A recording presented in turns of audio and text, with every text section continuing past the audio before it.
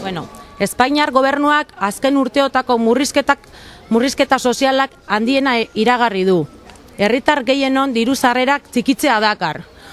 Era berean, erosten ditugun produktuak garestituko duen beza ero IVA igotzea onartzen da eta aldiz etekin enpresarialak handitzeko helburuaz kotizazio sozialen beherapena.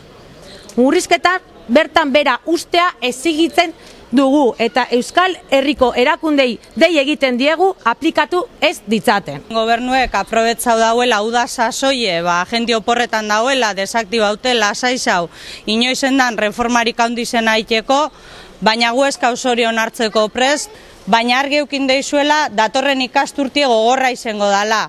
Honek erreforma guztizek apliketan izango die eta benetan ikasturte gogorra izango da. Asike iraien danok, injerra kargaute, pila kargaute eta borrokarako prest.